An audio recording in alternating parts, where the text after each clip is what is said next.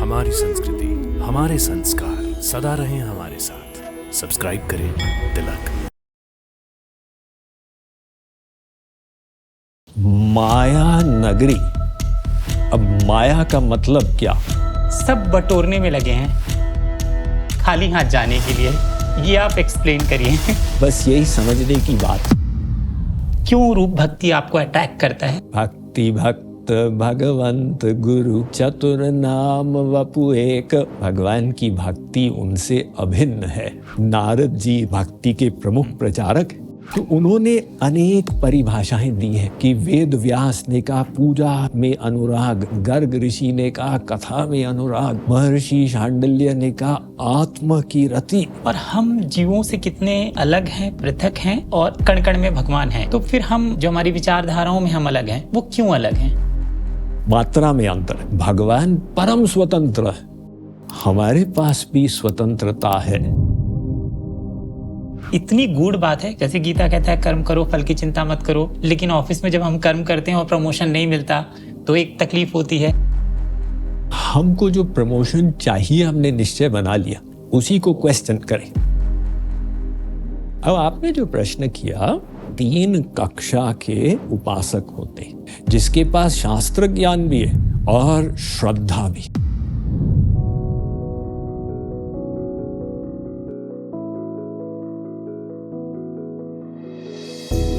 प्रिय भक्तों नमस्कार। तिलक वार्ता का आज का पॉडकास्ट एक ऐसे संत से अवलोकित हो रहा है जिन्होंने IIT दिल्ली से इंजीनियरिंग की पढ़ाई की और उसके बाद IIM कलकत्ता से MBA की पढ़ाई की। पढ़ाई पूरी करने के बाद कॉर्पोरेट में जॉब भी किया। कुछ महीने जॉब करने के बाद उनको यह एहसास हुआ कि ये 9 to 5 का जॉब उनके लिए नहीं बना है और बहुत ही छोटी सी उम्र में उन्होंने जगत गुरु श्री कृपालु जी महाराज के चरणों में संन्यास ले लिया। उसके बाद शुरू हुआ उनका आध्यात्मिक यात्रा का सफर और इस समय वो पूरे देश दुनिया में घूम घूम कर भक्ति मार्ग का प्रचार प्रसार कर रहे हैं। मैं बात कर रहा हूँ द रियल IIT IIM बाबा की, स्वामी मुकुंदानंद महाराज की। और आज तिलक वार्ता के मुंबई स्टूडियो में विराजमान हैं। स्वामी जी आपका बहुत बहुत स्वागत है और अभिनंदन है। नमस्ते संजय मिश्र जी, निमंत्रण के लिए धन्यवाद। आपके श्रोता, आपके दर्शकों को सप्रेम हरिस्मरण, सादर नमन। स्वामी जी, मुंबई आपको कैसा लगता है? हमेशा आप आते हैं, एक आर्थिक राजधानी, माया नगरी, जहाँ पे अध्यात्म और भक्ति मार्ग आप सिखाते हैं यहाँ पे भक्तों को, तो कैसा लगता है? एक आध्यात्मिक शिक्षक का दृष्टिकोण थोड़ा अलग रहता है। एक तरफ तो माया की नगरी है, दूसरी तरफ लोग तो सब आनंद के लिए व्याकुल हैं और वो आनंद लोगों को माया में तो मिल नहीं रहा है। साथ ही साथ यहाँ पर बड़े शिक्षित लोग, बड़े योग्य लोग, जिनकी बुद्धि प्रखर है और अध्यात्म समझने की योग्यता भी है। और महाराष्ट्र में तो भक्ति भाव है ही, संतों की भूमि है, इसलिए प्रचार करने के लिए एक बहुत ही उपयुक्त स्थान है। कल आप अपने प्रवचन में ये बात कर रहे थे कि यहाँ पर लोग, आर्थिक राजधानी है तो पैसे के पीछे खूब भागते हैं और दुनिया के लोगों को लगता है कि यहाँ तो बस वो मजे में ही हैं। तो यहाँ पे लोग पैसे के पीछे भाग रहे हैं, अध्यात्म और पूजा पाठ भी कर रहे हैं। माया नगरी। अब माया का मतलब क्या? माँ मतलब नहीं, या का मतलब है। तो माया एक भ्रम उत्पन्न करती है, जो नहीं है उसको प्रतीत कराती। और क्या नहीं है? सुख नहीं है। लेकिन माया के कारण सबको भ्रम हो रहा है कि भाई यहाँ तो जरूर सुख है। लोगों के घर देखो, लोगों की गाड़ी देखो और फिर बॉलीवुड को देखो। लेकिन वो जितना भाग रहे हैं, लोगों को ये तो समझ में आ रहा है कि दुख भी साथ ही साथ मिलता जा रहा, और वो दुख ही उनके अंदर भगवान की भूख उत्पन्न करा देता। तो दोनों धाराएं एक साथ चल रही हैं, एक तरफ भौतिकवाद और एक तरफ आध्यात्म में प्रवृत्ति, वो भी बहुत है इसी मुंबई शहर में। और मुंबई आपको, मैं कहूँगा कि दूसरे देशों से, दूसरे राज्यों से, दूसरे शहरों से किन किन मायनों में आध्यात्मिक रूप से अलग भी लगता है और क्यों अलग लगता है?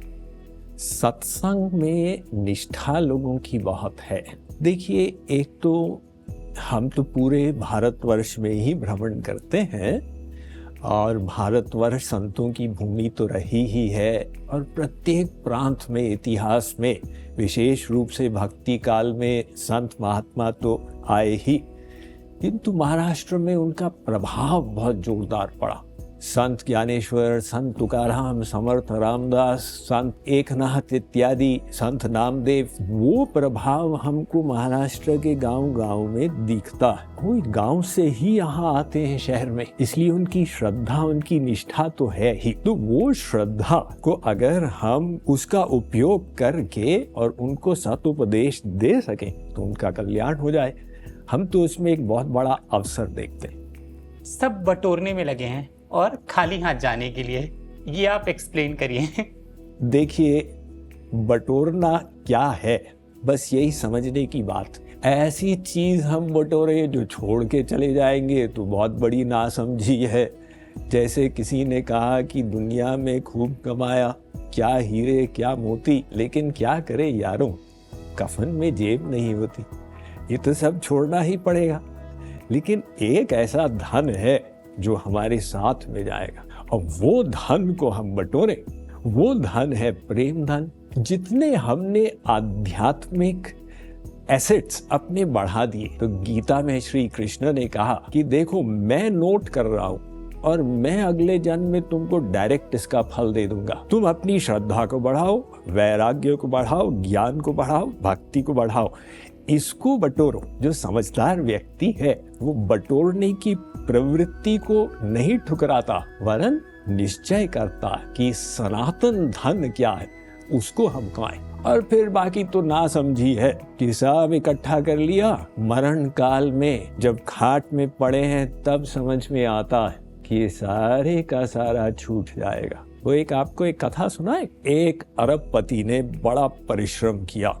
60 वर्ष की आयु में उसके पास 10 अरब इकट्ठे हो गए। तो उसने कहा, जीवन तो हमने पैसे कमाने में ही खर्च किया, अब इसका उपभोग किया जाए। थोड़ा सिंगापुर जाए, हांगकांग जाए, यूरोप चक्कर लगा के आए। लेकिन भगवान को कुछ और मंजूर था। उनका टाइम पूरा हो गया, यमराज आ गए। उन्होंने कहा, चलो हमारे साथ। तो अरबपति जी ने कहा, अरे यमराज जी, आप अच्छा मजाक करते हैं। मैंने 60 वर्ष गवा दिए, अब मुझे 3 साल का टाइम तो दो। यमराज जी ने कहा, जब मृत्यु आ गई तो उसको पोस्टपोन नहीं कर सकते। अरे यमराज जी, 3 मास दे दो। यमराज जी ने कहा, बिल्कुल नहीं, 3 दिन। लास्ट में 3 मिनट पर फैसला हो गया। तो अरबपति जी ने 3 मिनट में एक चिट्ठी लिख दी और मर गए, चले गए। बाद में लोगों ने कहा कि पता लगाए सेठ जी ने अंत में क्या लिखा। कहते हैं, भाई, व्यक्ति के अंतिम शब्द बहुत इंपॉर्टेंट होते हैं। उन्होंने लिखा था, अरे मनुष्यों, निरर्थक पैसा कमाने में अपना समय मत गवाओ। मैंने 10 अरब बटोरे, लेकिन उसके द्वारा 3 घंटे का समय भी खरीद नहीं पाया। अति सुंदर। असली धन बटोरो। आपके प्रवचन जब मैं सुनता हूँ उसमें 2 बातें हैं। एक तो जीवन जीने की इच्छा, वो है, बीमार आदमी भी कह रहा है कि मुझे बचा लो डॉक्टर को। और दूसरा आनंद की बात आप करते हैं। जब हमारा अंतिम लक्ष्य ही आनंद और जीवन जीने की इच्छा तो रहेगा ही, और ये दोनों चीज हमको मिलता है भक्ति के मार्ग से, अध्यात्म के मार्ग से। तो मैं चाहता हूँ कि आप हमारे उन दर्शकों को जो बच्चे हैं विशेष तौर से और आपको देखते हैं, उनको या उनके माता पिता को जो नए अभिभावक हैं, उनको ये बताइए कि बच्चों की परवरिश कैसे की जानी चाहिए ताकि शुरू से ही उनकी परवरिश में ये चीज रहे कि आनंद और ये भक्ति शुरू से, क्योंकि 60 साल की उम्र तक वेट करेगा फिर वो चिट्ठी लिखेगा। तो देखिए संजय जी, प्रति क्षण जीवन में हमारे सामने ऑप्शंस, ये चुनोगे कि ये चुनोगे। मनुष्य जो चुनता है आनंद के लिए ही चुनता। अब उसने गलत प्रकार के आनंद को लक्ष्य बना लिया, बाद में रियलाइज करता है ये तो गड़बड़ी हो गई, हमारा जीवन बर्बाद हो गया। सही चयन हम कर सकें, ये व्यक्ति के पास बोध हो। हमारे यहाँ पर उपनिषदों ने कहा कि 2 प्रकार का सुख है हमेशा मनुष्य के सामने, एक प्रेय का सुख, एक श्रेय का सुख। प्रेय का सुख कर्ता लगत, जंक फूड खा लिया, तुरंत मजा आया, वो वर्तमान में अमृत के समान लगता और बाद में विष के जैसा हो जाता। यानी जब स्वास्थ्य गड़बड़ हुआ इत्यादि इत्यादि, व्यक्ति कहता है भी तो डायबिटीज हो गया, ये हो गया, ये हो गया, वो हमने जो सुख का उपभोग किया वो गलत कर दिया। ये प्रेय का सुख जो अभी अमृत है, बाद में विष बनेगा, और दूसरा है श्रेय का सुख जो अभी विष के जैसा कड़वा लग रहा। सही खाओ, सही व्यवहार करो, सही परिश्रम करो, बाद में जब फल आता है व्यक्ति कहते हैं तो अमृत है। तो मनुष्य को विवेक रखना है कि इसको ठुकराएं, उसको अपनाएं। अब देखिए बच्चों और माता पिता के बीच में जो झगड़ा होता इसी को लेके होता। माँ कहती है बेटा पढ़ाई करो, तेरा आगे का भविष्य बनेगा, ये श्रेय का सुख। बच्चा कहता है मम्मी मैं वीडियो गेम्स खेलूंगा, तुरंत मुझे सुख मिलेगा। तो मम्मी कहती है फिर तू बड़े होकर क्या करेगा? मम्मी मैं बड़ा ही नहीं होऊंगा। अरे मम्मी बेटा क्या बातें करता। तो बच्चे को प्रेय चाहिए और मम्मी चाहती है वो श्रेय मार्ग में चले। तो वो सोचता है कि मम्मी मुझे ये सुख नहीं भोगने दे रही है, वो मेरी दुश्मन है। बाद में जाके पता चलेगा कि वो तो हितैषी है। तो इसी प्रकार से हमको जीवन भर ये दो विकल्प रहते हैं। बच्चों को अगर ट्रेन करना तो आत्म संयम में करें, आत्म अनुशासन में करें, क्योंकि जो असली लक्ष्य है लाभदायक वो सदा उस तरफ है जहां कठिनाई है, और वो सुख जिसका कोई लाभ नहीं है वो करता लगत। तो इसलिए जीवन में ऊपर उठने के लिए आत्म संयम को बढ़ाने की बहुत आवश्यकता।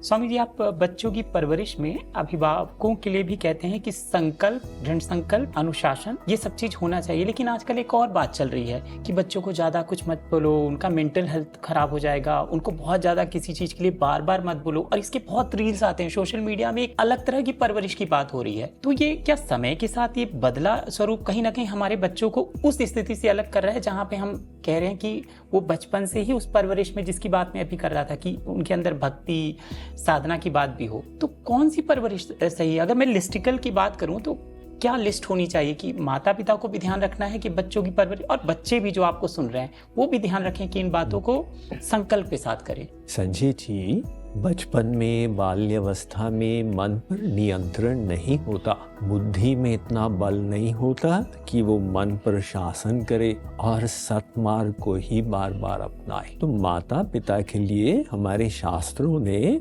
आज्ञा दी, लालयेत पंचवर्षिणी दशवर्षिणी ताड़येत, यानी पहले 5 वर्ष खूब स्नेह दो ताकि बच्चे के व्यक्तित्व का विकास हो, और 5 से 15 वर्ष तक स्नेह के साथ अनुशासन भी करो ताकि वो आत्म संयम सीखे। और फिर जब वो 15 वर्ष का हो जाए, अब आप ज्यादा अनुशासन करेंगे वो विद्रोह करेगा, इसलिए उसका आप सम्मान करो। ये जो वर्तमान में भारत में दौर चल रहा है ये अमेरिका में चल चुका है। 1980s में किसी ने कहा कि बच्चों के सेल्फ एस्टीम को बढ़ाना चाहिए, और अगर वो परीक्षा में फेल हो जाए तो सेल्फ एस्टीम पर चोट लगती है, तो इसीलिए उनको ऑटोमेटिक प्रमोशन देने लग गए। पश्चात उन्होंने पाया कि वहाँ के जो बच्चे हैं उनका परफॉर्मेंस ड्रॉप कर रहा बाहर से आने वाले बच्चों के मुकाबले।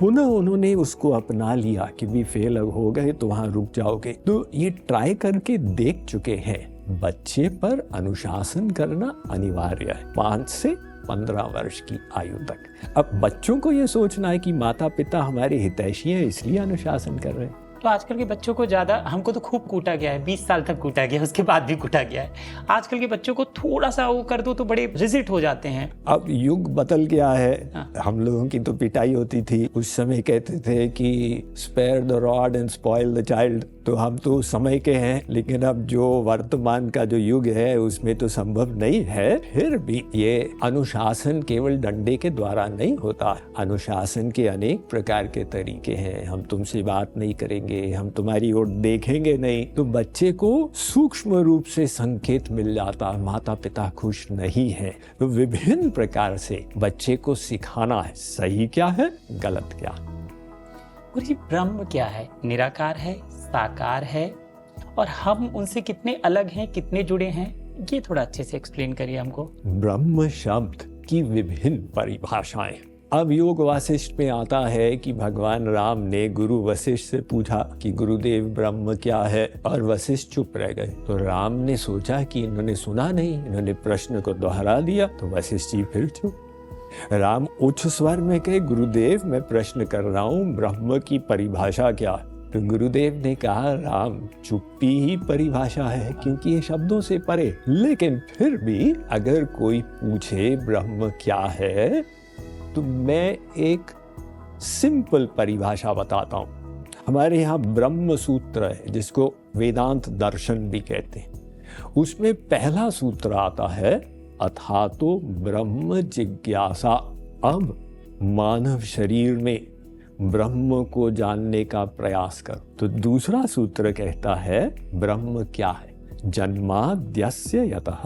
ब्रह्म वो है जिससे संसार उत्पन्न हुआ। अब कुछ वैज्ञानिक कहेंगे कि ये संसार तो धमाके से उत्पन्न हुआ, लेकिन आप सोचें संजय जी, धमाके से सामान बनता है या नष्ट होता? एक मजाक किसी ने किया है कि न्यूटन था इतना बड़ा वैज्ञानिक और भगवान में निष्ठा रखता था। उसके लिए विज्ञान एक माध्यम था भक्ति का, भगवान की महिमा को समझने का। उसका एक साथी वैज्ञानिक मानता था कि संसार धमाके से बना।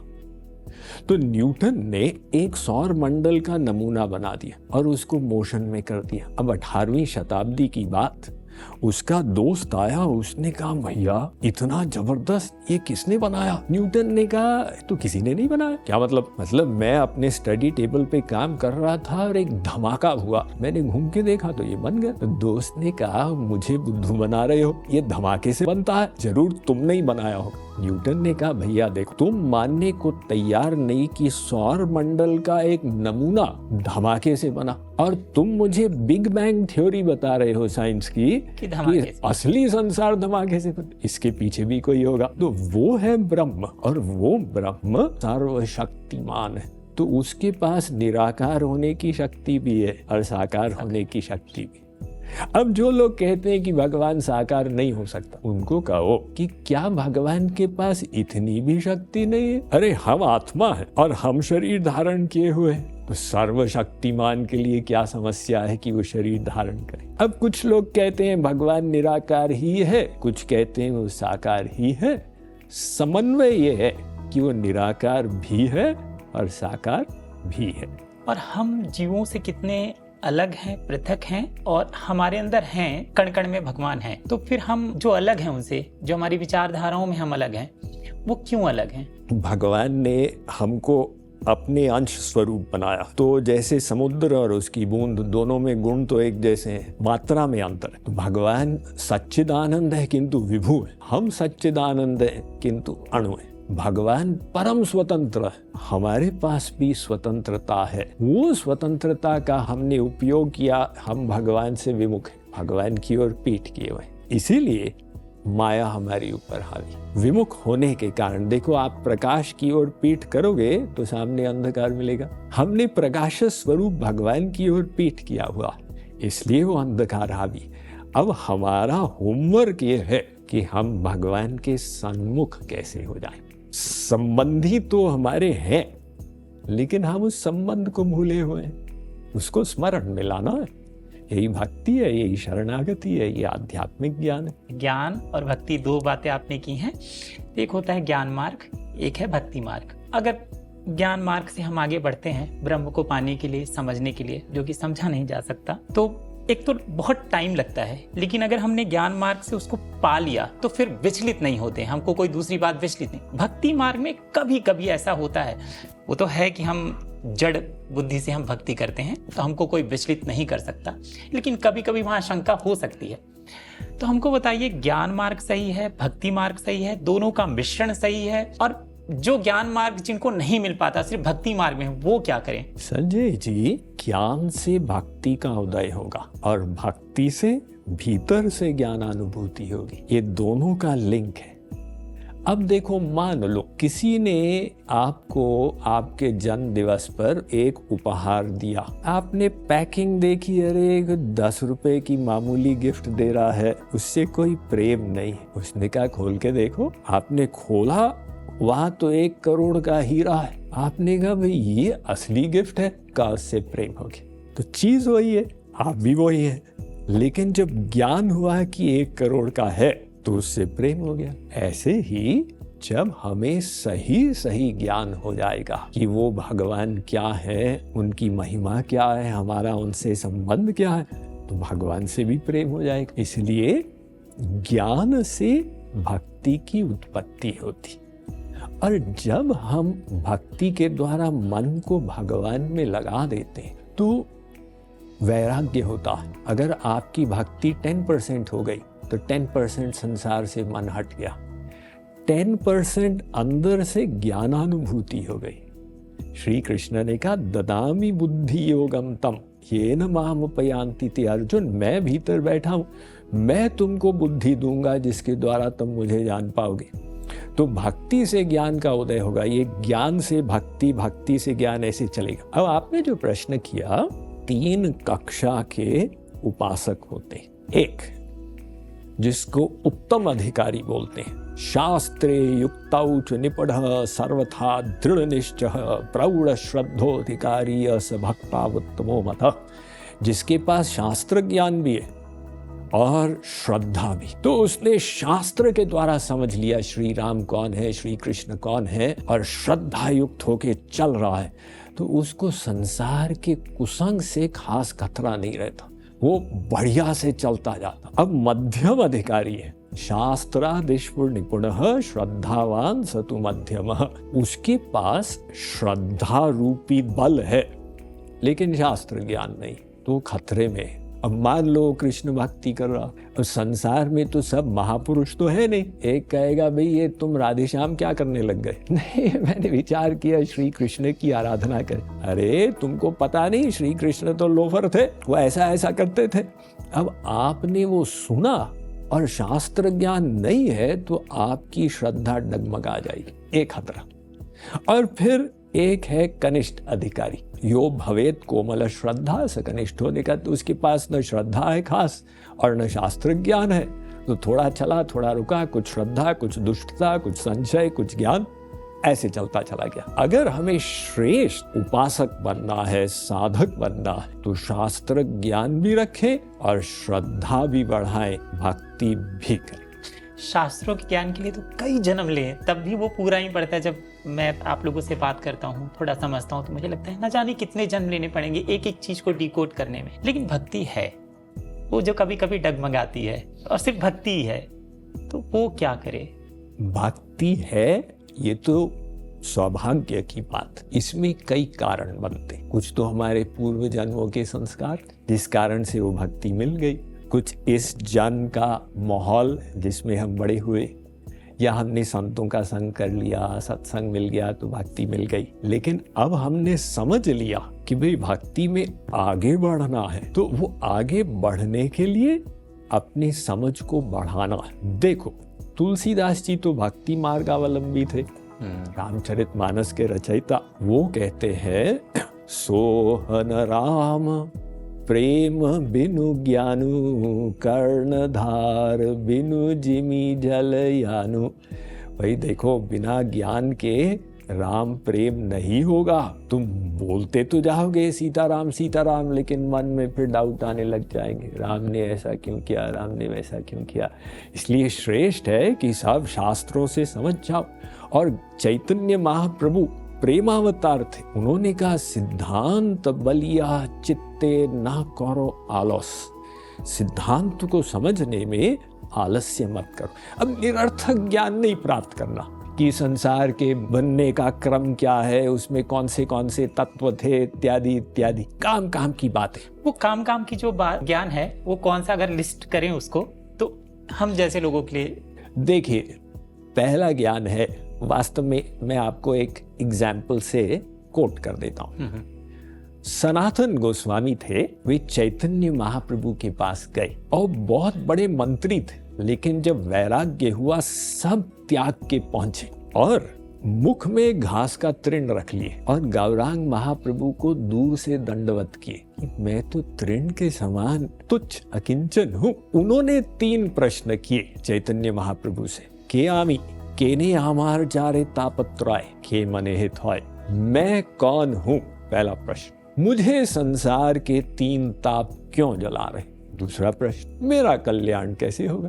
तीसरा प्रश्न। तो बस ये 3 प्रश्न प्रमुख हैं, इनका उत्तर हमारे शास्त्र दे रहे हैं। तो गौरांग महाप्रभु ने कहा, भाई देखो सनातन, 3 बातों को समझना है तो सब शास्त्रों का सम्यक ज्ञान हो जाएगा। पहली बात, मेरा भगवान से क्या संबंध है, ये संबंध का ज्ञान। दूसरा, वो संबंध को मैं भूले हुए हूं, वो कैसे स्थापित होगा, इसको कहते हैं अभिधेय। कर्म करना है कि ज्ञान करना है कि भक्ति करनी है कि कर्म योग कि अष्टांग योग कि हठ योग। और तीसरा, जब स्थापित हो गया तो मुझे क्या मिलेगा, मेरा अंतिम लक्ष्य क्या है। ये 3 प्रश्न को उत्तर समझ जाओ तो तुम सारे वेद शास्त्रों के ज्ञाता कहलाओगे। अति सुंदर। मतलब 1 मिनट के अंदर आपने कौन से ज्ञान की आवश्यकता है भक्ति मार्ग में, वो आपने बता दिया। स्वामी जी, भक्ति के कई प्रकार हैं। एक तो यदि आप एक्सप्लेन करना चाहें कि कितनी प्रकार की भक्ति है तो वो, और आप एक मुख्य रूप से रूप भक्ति की आप बात करते हैं, क्यों रूप भक्ति आपको अटैक करता है वो बताएं। भक्ति भक्त भगवंत गुरु चतुर नाम वपु एक। भगवान की भक्ति उनसे अभिन्न है। तो जैसे भगवान शब्दों से परे हैं, ऐसी उनकी भक्ति भी शब्दों से परे। अब आप वो आख्यान सुने होंगे ना कि 10 अंधे लोग एक हाथी को देखने गए। एक ने हाथी की टांग को पकड़ा, उसने कहा हाथी तो वृक्ष के समान है। दूसरे ने उसकी सूंड को पकड़ा, उसने कहा ये तो पाइप के जैसा है। तीसरे ने उसके पेट पर हाथ फेरा, उसने कहा हाथी दीवार के जैसा है। एक ने पूंछ पकड़ ली, उसने कहा रस्सी के समान है। सब ने कहा भाई हमारी अनुभूति अलग अलग कैसे हो गई। तो आंख वाले ने कहा तुम सब सही बोल रहे हो, लेकिन तुमने हाथी के एक अंश को पकड़ा हुआ है, सब मिलके हाथी। ऐसे ही विभिन्न संतों ने विभिन्न प्रकार से भगवान की भक्ति का अनुभव किया।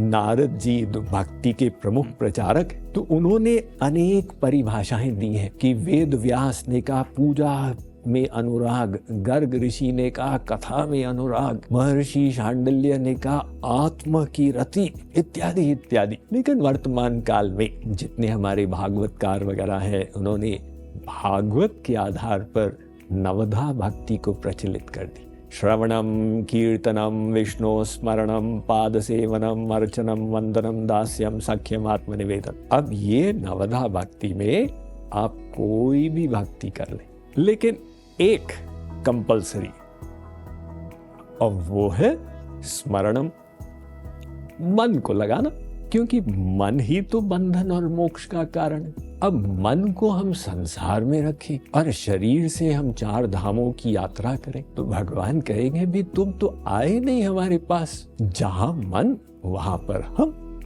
मन को लाना, मन को कैसे लगाएं? अब कुछ लोग कहते हैं कि यही तो कठिन भक्ति है। वो कहते हैं कि देखो बाकी सब भक्ति मुझसे हो जाती, लेकिन मन से स्मरण नहीं होता। हम भगवान नाम भी लेते हैं और मन इधर उधर भटकता रहता, पूजा भी करते तो मन और कहीं चला जाता।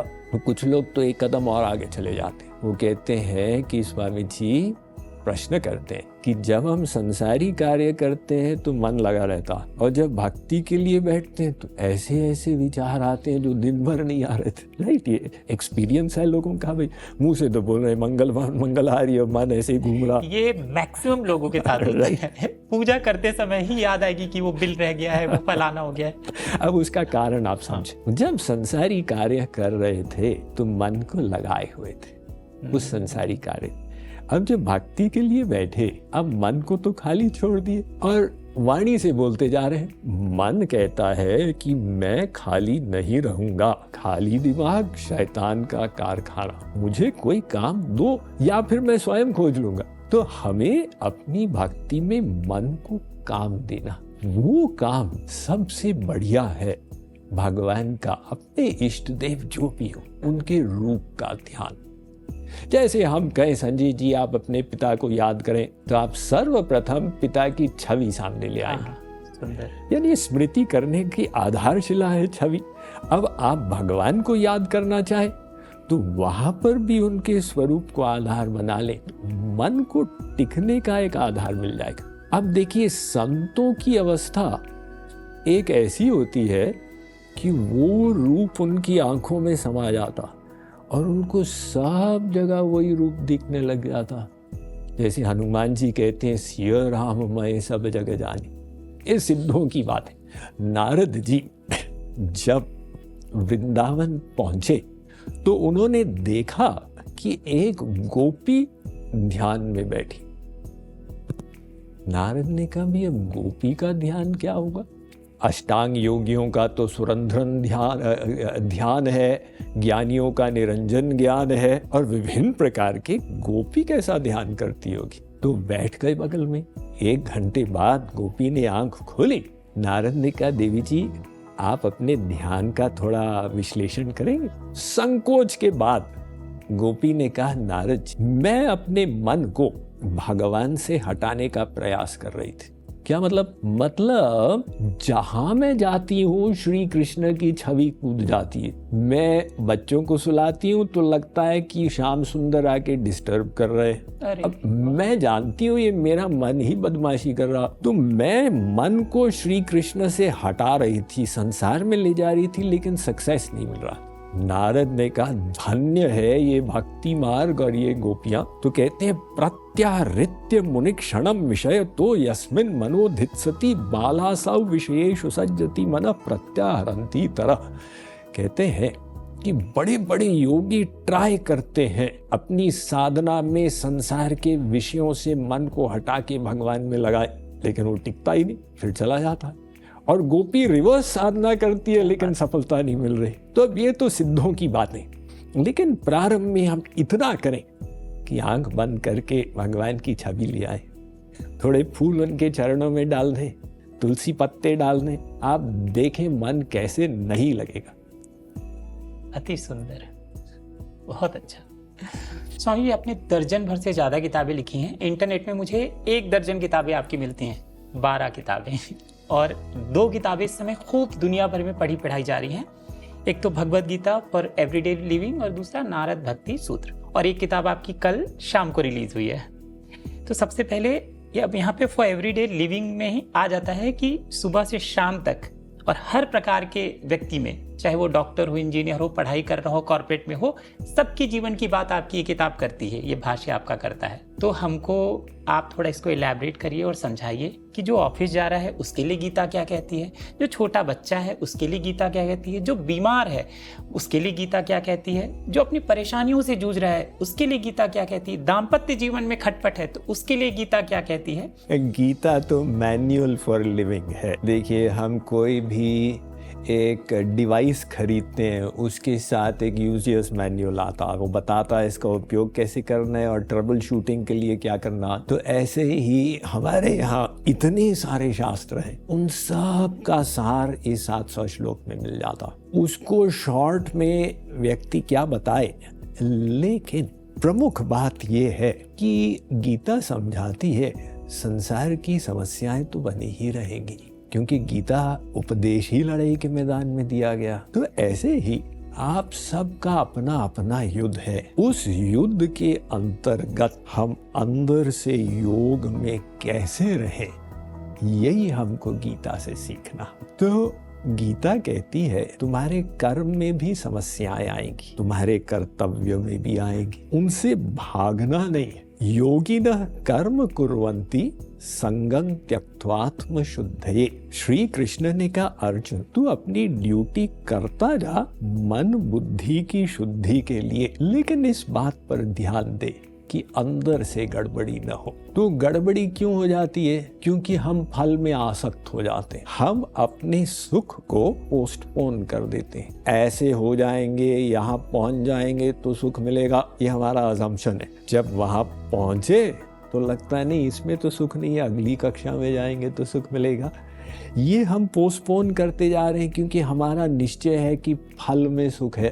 और गीता कहती है नहीं, तुम यात्रा को सुखमय बनाओ, क्योंकि अगर तुम्हारा सुख भविष्य में है तो वर्तमान पर तो दुख में निकलता चला जाएगा। और वो यात्रा हम कैसे सुखमय बनाए, इसके लिए सर्वप्रथम हम अपनी चेतना है उसको बदल दें। हम जो सोच रहे हैं कि संसार में सुख है, संसार हमारा है, संसार हमारे लिए है, ये हमारी नासमझी हमको दुख दे रही। इसके बजाय हम ये सोचें ये सब उनका है और हम जो कर रहे हैं उनकी खुशी के लिए कर रहे हैं, हम जो कर्म कर रहे हैं उसका फल उनके सुख के लिए। तो जब हम कर्म उनके सुख के लिए करेंगे, हम प्रयत्न में आनंद मानेंगे और फल वो जैसा देना चाहे हम उसको स्वीकार करेंगे।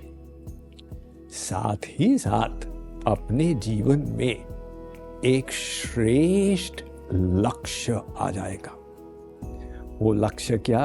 पहला ये एक सेंस ऑफ पर्पस, मुझे भगवान को प्रसन्न करने के लिए कर्म करना, वो कैसा भी कर्म हो उनकी खुशी के लिए।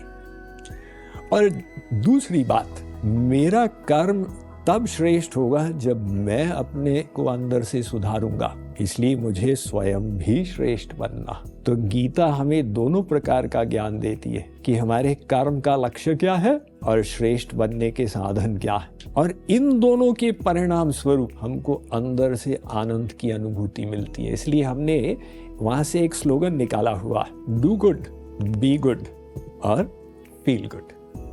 अर्थात तुम अच्छा करो और अच्छा बनो तो ऑटोमेटिक तुमको अंदर से आनंद की अनुभूति होगी। गीता के ऊपर तो 700 दिन का लेक्चर भी पर्याप्त है। देखिए, आपकी इस बात से सारे सवालों के जवाब मिलते हैं, लेकिन ये इतनी गूढ़ बात है कि कुछ लोग को समझने में थोड़ी दिक्कत होगी। जैसे गीता कहता है कर्म करो, फल की चिंता मत करो, लेकिन ऑफिस में जब हम कर्म करते हैं और प्रमोशन नहीं मिलता तो एक तकलीफ होती है। आपने जवाब दे दिया है, लेकिन उसको और सरलता से, मोस्टली हम कर्म कर रहे हैं कहीं भी, ऑफिस या कुछ भी, और फल की चिंता हम कर ही रहे हैं।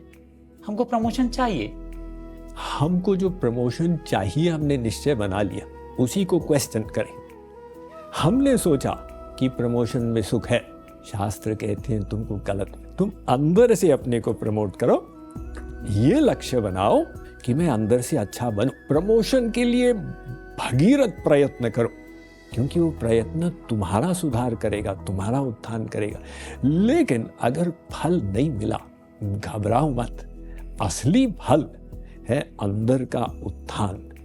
असली फल यही है कि हमने जो परिश्रम किया, हमको सौभाग्य मिला अपनी शुद्धि करने का। तो हमको इसमें थोड़ा सा करेक्शन ये करना है कि हमारे हाथ में प्रयत्न ही है, फल किसी के हाथ में नहीं। तो अगर अपना सुख फल के साथ बांध दिया तो हम दुखी होते रहेंगे, और अगर हमने कहा कि देखो फल में भगवान की जैसी इच्छा, मेरा सौभाग्य है कि मुझे प्रयत्न करने का एक चांस मिला, मैं बढ़िया से बढ़िया प्रयत्न करूं, तो बस फिर वो यात्रा ही आनंदमय हो जाएगी। और नारद भक्ति सूत्र आपकी एक दूसरी किताब है। नारद जी ने क्यों लिखे भक्ति सूत्र? उसके संजय जी दो प्रमुख कारण बनते। एक तो ये कि भक्ति देवी नारद के सामने परेशान थी। भक्ति ने कहा अब कलयुग आने वाला है और कलयुग के जीव मुझे कहाँ अपनाएंगे, तो भौतिकवाद बढ़ जाएगा, कलह बढ़ जाएगा, लोगों की चित्त वृत्ति चंचल होगी, पर्यावरण प्रदूषित होगा। तो नारद ने कहा तुम्हारी बात सही है भक्ति देवी, ये कलयुग अवगुणों का समुद्र है, किंतु इसमें एक बहुत बड़ा गुण है। वो क्या? कलिना सदृशो लोके युगे नास्ति वराणने। भक्ति करने की दृष्टि से कलयुग के समान कोई युग नहीं। ऐसा क्यों? कारण ये कि हमारे पास किसी चीज का बल तो है ही नहीं, न शरीर का बल है, न हमारे पास लंबी आयु है, न साधन का बल है। तो व्यक्ति आसानी से अपने को अकिंचन महसूस कर सकता। जो भक्ति की आधारशिला है दैन्य भाव, वो कलयुग के मनुष्य में आसानी से आ जाती। इसलिए कलयुग का मनुष्य ये नहीं कहता मैं अपने साधन के बल से भगवान को प्राप्त करूंगा, वो कहता हे भगवान अब तेरा ही आसरा, मेरे तो सब साधन मिट गए, आपकी कृपा का ही अवलंब है। तो नारद जी ने प्रतिज्ञा ली भक्ति देवी के सामने, तस्मिन् स्वाम संस्थापयिष्यामि गेहे गेहे जने जने। मैं भक्ति देवी को हर घर के हर मनुष्य के हृदय में स्थापित करूंगा। तो उस लक्ष्य को बनाकर उन्होंने ये शास्त्र लिखा, 84 सूत्र का ग्रंथ नारद भक्ति सूत्र। और वैसे तो आप सुनते ही होंगे नारद जी की आत्मकथा। जब वेद व्यास जी विडंबना में थे, क्या करें, मैंने इतने सारे ग्रंथ लिख दिए, लोगों के चित्त पर असर ही नहीं पड़ रहा। तो वेद व्यास ने कहा, ऊर्ध्व बाहु विरोम यत्र न कश्चित् शृणोति मे धर्मार्थश्च कामश्च स किमर्थम न सेव्यते। मैं भुजाएं उठाकर चिल्ला चिल्ला के पुकार रहा हूं, कर्म करो, ज्ञान करो, किसी के मन पर प्रभाव नहीं पड़ रहा। कहीं ऐसा तो नहीं कि मैंने भक्ति का विशेष निरूपण नहीं किया, ये मिसिंग आइटम है। तब नारद जी आए। तो नारद जी वेद व्यास के मार्गदर्शक बने, वे ध्रुव के गुरु बने, प्रहलाद के गुरु बने, वाल्मीकि रत्नाकर के गुरु बने, वो देवर्षि। वो कहते हैं, वेद व्यास जी आपकी बात सही है, मेरी आत्मकथा सुनो। पूर्व जन्म में मैं देवताओं का ऋषि नहीं था, मैं दासी पुत्र था। तो मेरी माँ जिस घर में सेवा करती थी, वहां एक बार चातुर्मास मनाने के लिए कुछ संत महात्मा पधारे। तो प्राचीन काल में जो सन्यासी लोग भ्रमण करते थे, चातुर्मास में वो एक स्थान में रह जाते थे। उन्होंने वहां पर मनाया और वो डेली सत्संग करते थे। मैं उनकी कथा का श्रवण करता था, उनकी सेवा मिलती थी और उनका अवशिष्ट ग्रहण करता था। तो संतों का अवशिष्ट मिलता गया, मेरा चित्त शुद्ध होता गया और मन भगवान में लगता गया। श्रावण मास पूरा हुआ, तो ये महात्मा लोग तो गए, अब मैं व्याकुल हो गया, अब क्या करूं। दैववश मेरी माँ को सांप ने डस लिया, उसका देहांत हो गया। मेरे सब संसार के बंधन मिट गए। मैं निकला भगवान की खोज में। और कुछ दिन के ही बाद एक जगह बैठा था, अंतःकरण में श्री कृष्ण ने लंबे दर्शन दिए। मैं आनंद विभोर हो गया। कुछ घंटे के बाद श्री कृष्ण गायब हो गए। मैंने आंख खोली और अब व्याकुलता हुई कि भगवान के दर्शन पुनः कैसे करूं। मैं सब धामों में गया, सब साधन किए, अनेक दशक बीत गए, लेकिन दोबारा दर्शन नहीं हुए। तब मैं निराश हो गया। तो भगवान ने आकाशवाणी की कि तुम घबराओ मत, हमने तुम्हारी लालसा को बढ़ाने के लिए वो एक झलक दिखा दी। अब इसके आगे तुमको कमाई करके और मुझे प्राप्त करना होगा। तो साधन करते जाओ विश्वास के साथ, और अगले जन्म में तुम्हारी चेतना सदा मुझ में रहेगी और तुम त्रैलोक्यों में मेरा यशोगान करोगे। तो उन्होंने कहा, वेद व्यास जी, फिर मैं ब्रह्मा जी के मानस पुत्र के रूप में आया, देवताओं का ऋषि बना, और फिर भक्ति के प्रचार के लिए नारद जी ने ये ग्रंथ लिखा। नारद जी को थोड़ा सा और समझते हैं। जब वो आ गए, मानस पुत्र बन गए, अब उनके पास क्या क्या पावर्स हैं, शक्तियां हैं।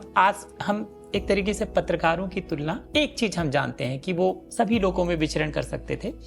उनकी शक्तियों के बारे में मुझे जानना है।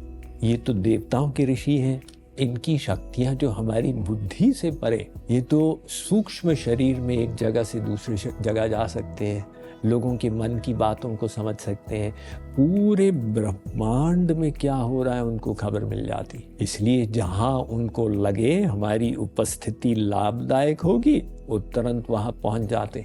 लेकिन एक चीज जो है, महापुरुष लोग जो भी करते जीवों के कल्याण के लिए करते, और नारद जी कभी कभी जानबूझ के एक फूट डाल देते। क्यों? क्योंकि उससे व्यक्ति का दोष उजागर होगा और उसको इच्छा होगी इसको मिटाने के लिए हम प्रयास करें। लोग उस बात को नहीं समझते, लोगों को लगता है ये तो खुराफाती है। ऐसे ही हमारे मीडिया ने इस प्रकार का प्रचार किया।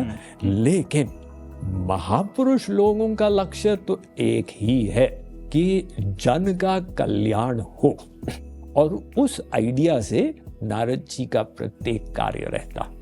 तो वे ज्ञान, ये नारद शब्द नार धातु से आता, जिसका अर्थ है मनुष्य के अंदर का अज्ञान, और उसको नष्ट करने वाले ये नारद, नरस्येदम नारम नारम द्यति इति नारदः। नारद वो हैं जो मनुष्य के अज्ञान को नष्ट करें और अज्ञान को नष्ट करके उनकी भक्ति भाव को बढ़ाएं। अति सुंदर। स्वामी जी, लोकों की बात करें तो कितने लोक हैं स्वामी जी, और कौन से लोक में क्या है? आजकल का विज्ञान हमें बताता है कि ये जो सौर मंडल है, इसमें इस सूर्य के समान 1 खरब सूर्य है, 100 बिलियन। और ये जो आकाश गंगा है, जिसको साइंटिस्ट लोग कहते हैं मिल्की वे, इसके समान साइंटिस्ट लोग अनुमान लगाते हैं कि लगभग 2-3 खरब आकाश गंगाएं। तो कितने सूर्य हो गए पूरे ब्रह्मांड में? ये सब ज्ञान साइंस ने धीरे धीरे खोज के पता लगाया। पहले तो ये ज्ञान था कि पृथ्वी पूरे ब्रह्मांड का मध्य केंद्र है। पश्चात समझ में आया नहीं, पृथ्वी तो सूर्य का परिक्रमा कर रही है। पता चला सूर्य भी परिक्रमा कर रहा। हमारे शास्त्रों ने ये ज्ञान पहले से दिया हुआ।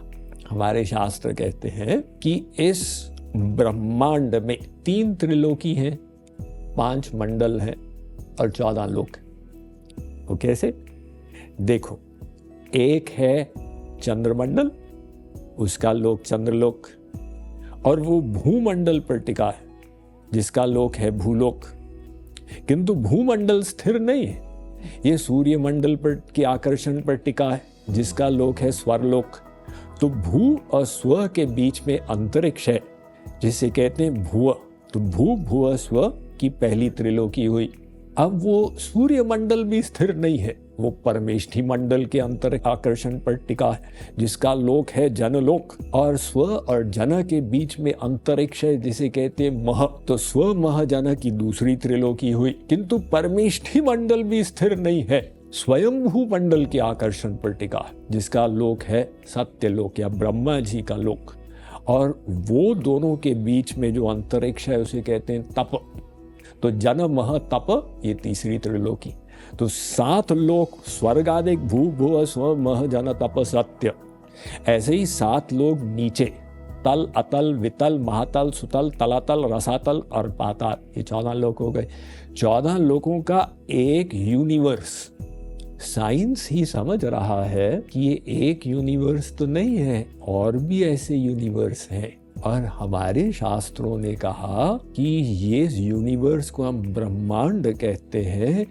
इतने सारे हैं कि तुम गिनने की सोच भी नहीं सकते। वेद व्यास ने देवी भागवत पुराण में लिखा है कि संख्या चेत रजसामस्ति न विश्वानाम कदाचन ब्रह्मा विष्णु शिवादि नाम तथा संख्या न विद्यते।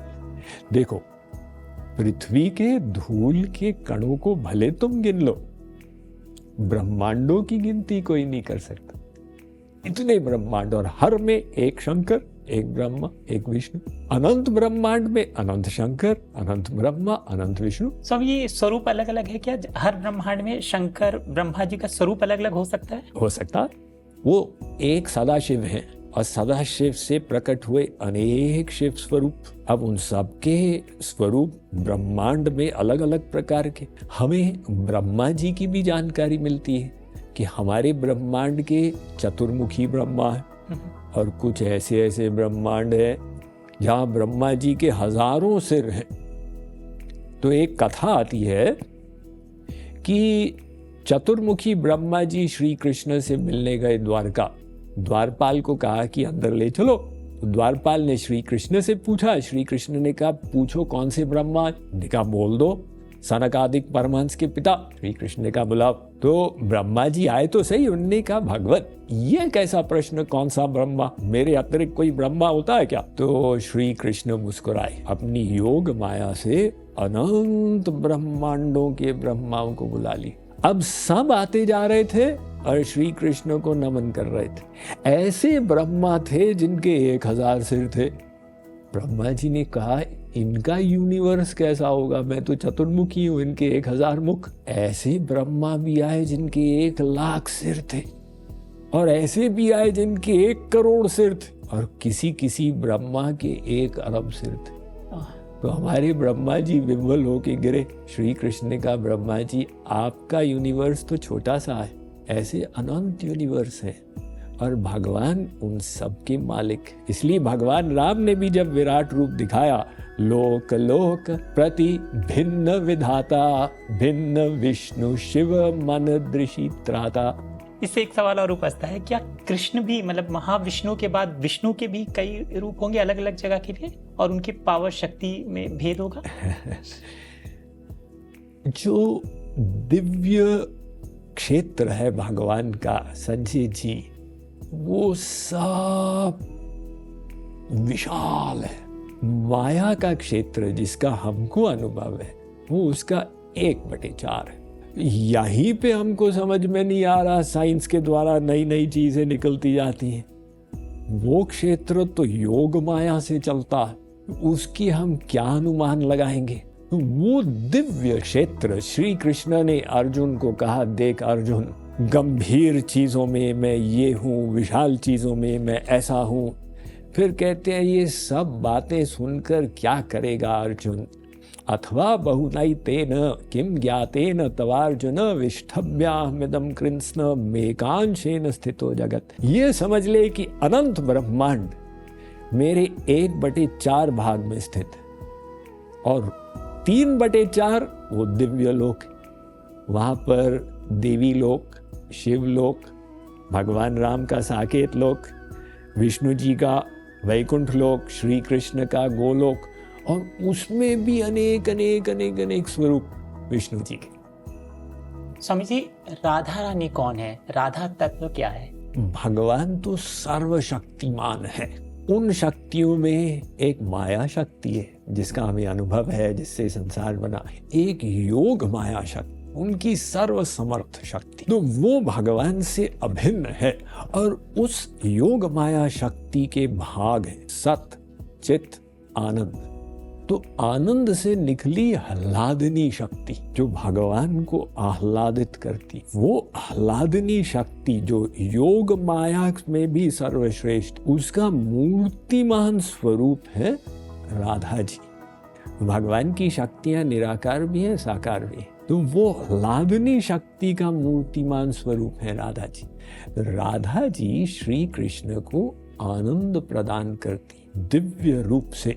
उसको समझना बड़ा कठिन है क्योंकि उसमें जबरदस्त विरोधाभास। एक तरफ तो राधा कृष्ण का कभी वियोग हो ही नहीं सकता, लेकिन लीला जगत में श्री कृष्ण राधा जी को 100 वर्ष का वियोग दिए जब द्वारका चले गए। दूसरा पॉइंट, राधा जी श्री कृष्ण का सुख ही चाहती हैं, लेकिन वो श्री कृष्ण से अपनी सेवा लेती। श्री कृष्ण राधा जी को झूला झुला रहे, कदम्ब की डारी झूले राधा प्यारी, झूले राधा प्यारी झूलावे बनवारी, क्योंकि वो जानती हैं कि मेरी सेवा करने में उनको सुख मिलेगा। और तीसरी बात, वो श्री कृष्ण की इच्छा में ही इच्छा रखती, लेकिन मान लीला करती, झगड़ा कर लेती हैं, हम तुमसे बात नहीं करेंगे। अब बताओ, ये विचित्र बात, जो संसार में झगड़े होते हैं क्या वहां भी ऐसा होता? लेकिन ये दिव्य मान है, उनको पता है कि मान करने के बाद जब मिलन होगा तो श्री कृष्ण को रस और मिलेगा, फिर से वो सेवा भाव से मान करती। वो राधा जी के अंदर मात्र श्री कृष्ण के सुख की प्यास है। प्यास ही को रूप मानो प्यारी जी को रूप है। लेकिन हम सब जीवों के लिए उनका एक गुण हमारे बहुत काम का है, वो है उनकी कृपा का गुण। तो श्री कृष्ण जगतांता तो जगन माता तू राधिका। श्री कृष्ण विश्व के पिता और राधा जी विश्व की माता। पितु शतगुणा माता वंद्या पूज्याम गरीस। पिता से अधिक कोमल माँ का हृदय होता। तो इसीलिए हमें जो कृपा चाहिए वो राधा जी के अनुगत। तो जीव राधा जी की शरण में जाता है, राधे राधे श्याम से मिला दे। स्वामी जी, कृष्ण काली हैं ऐसा भी कहा जाता है। रामकृष्ण परमहंस कहते हैं कि कृष्ण ही काली हैं और उनका बीज मंत्र भी एक ही है, क्रीम। तो ये भी थोड़ा समझाइए। जो कृष्ण है वही राम है, वही शिव है, वही विष्णु है। एकमेवा द्वितीयम ब्रह्म। शास्त्र कहते हैं भी देखो, परात्पर तत्व एक ही है। ऐसे ही उनकी योग माया शक्ति भी एक ही है। जो राधा है उनसे अभिन्न है सीता, दुर्गा, पार्वती, काली, मंगला, शीतला इत्यादि। इसलिए ब्रह्म वैवर्तक पुराण में वेद व्यास ने लिखा है, श्री कृष्ण की वाणी है। वो कहते हैं, यथा तम राधिका देवी गोलोके गोकुले तथा वैकुंठे च महालक्ष्मी भवती च सरस्वती भवती भारतीय लक्ष्मीश्च क्षीरोदशायिन प्रिया कपिलस्य प्रिया कांता भारते भारती सती द्वारवत्यां महालक्ष्मी भवती रुक्मिणी सती त्वं सीता मिथिलायां च त्वच्छाया द्रौपदी सती रावणेन धृता त्वंच रामस्य कामिनी। हे राधा, ये तुम्हारे ही सब अभिन्न रूप। तो इसीलिए वो योग माया शक्ति के विभिन्न रूप, ये शक्तिमान के विभिन्न रूप। ये भेद भेदा भेद संबंध है। जैसे राधा कृष्ण एक ही है लेकिन फिर भी पृथक है, ऐसे ही वो काली माँ को हम श्री कृष्ण से चाहे एक माने चाहे उनको पृथक माने। एक और देवी पुराण में एक मिलता है, अगर मैं सही हूँ तो, कि भगवान शिव ही राधा है। ये भी बात कहीं में, ये देवी पुराण में ही लिखा है।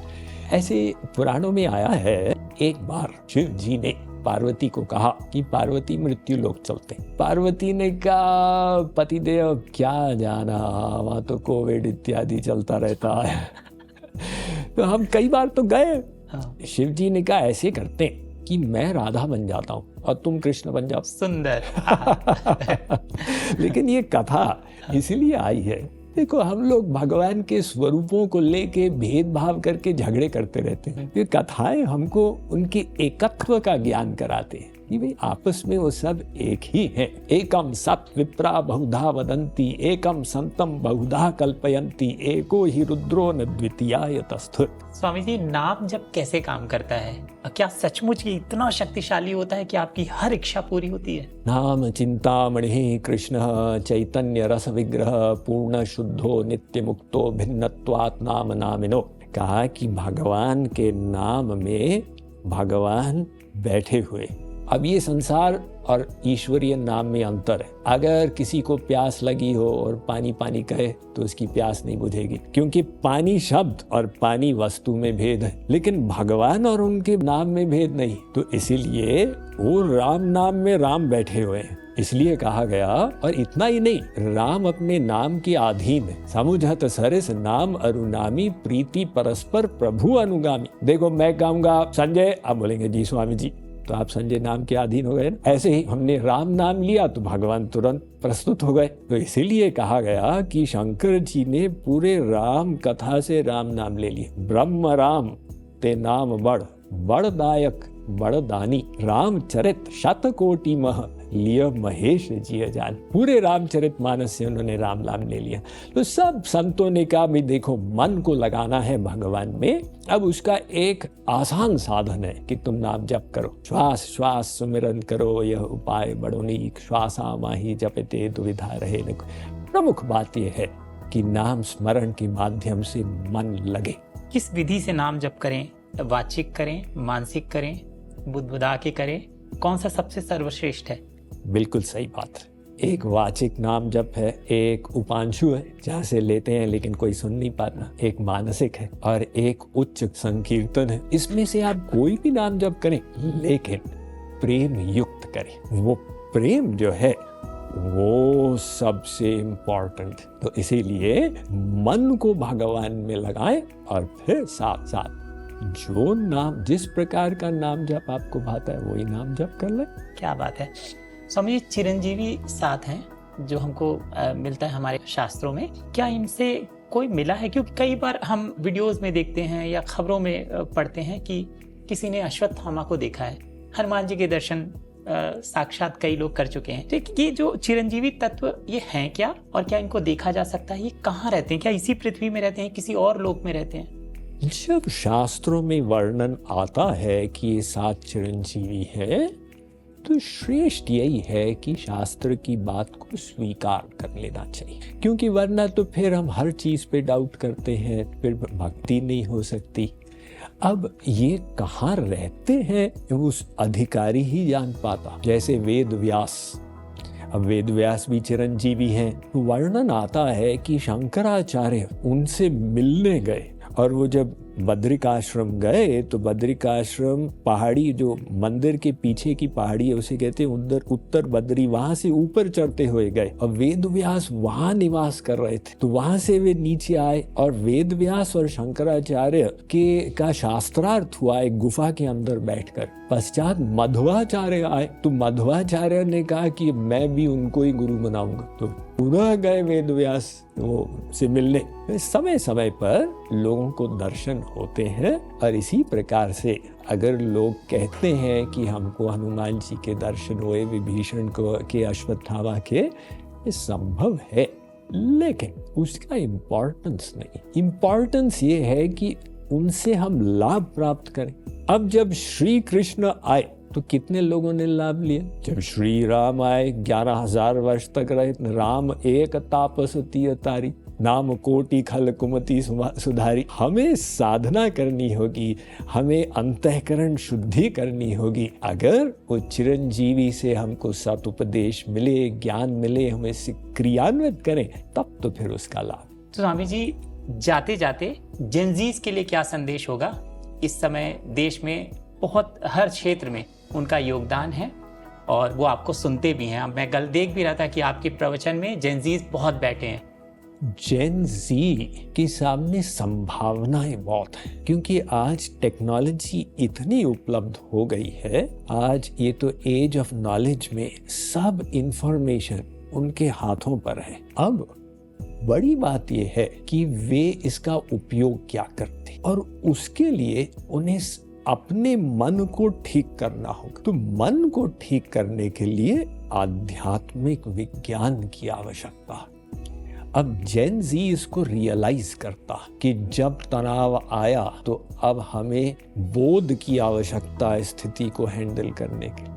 इसलिए वो जाके सोशल मीडिया में सर्च करते हैं स्ट्रेस मैनेजमेंट को उपाय क्या है, इत्यादि इत्यादि, और हो सकता है वही खोज उनको अध्यात्म में ले आती है। तो उनको अपने स्पिरिचुअल विजडम को बढ़ाने की आवश्यकता। जब उसको बढ़ाएंगे उसमें उनकी वो समझ से दृष्टिकोण बदल जाएगा और उनके पास ऐसी टेक्नोलॉजी आ जाएगी, स्पिरिचुअल टेक्नोलॉजी, जिसके द्वारा अपने अंदर की गड़बड़ियों को खत्म कर सके, कृतज्ञता की भावना को विकसित कर सके, विचार शक्ति को एक सही दिशा प्रदान कर सके, नकारात्मक विचारधारा से मुक्ति प्राप्त कर सके, जीवन में एक सेंस ऑफ पर्पस प्राप्त करें और अपना उत्थान करते हुए बढ़िया कार्य करें। अगर जेन जी प्रयास करे तो पूर्व जनरेशन से बहुत अधिक मात्रा में वे इस सब में सफलता प्राप्त कर सकते। स्वामी जी, हमसे बात करने के लिए बहुत बहुत धन्यवाद आपका। आपने बहुत बहुमूल्य समय दिया, अपने श्रीमुख से हमारे दर्शकों को भक्ति मार्ग का ज्ञान दिया। धन्यवाद। संजय मिश्र जी, निमंत्रण के लिए पुनः धन्यवाद, और आपके दर्शकों को हमारी बहुत बहुत शुभकामनाएं। भक्ति में बहुत आगे बढ़े।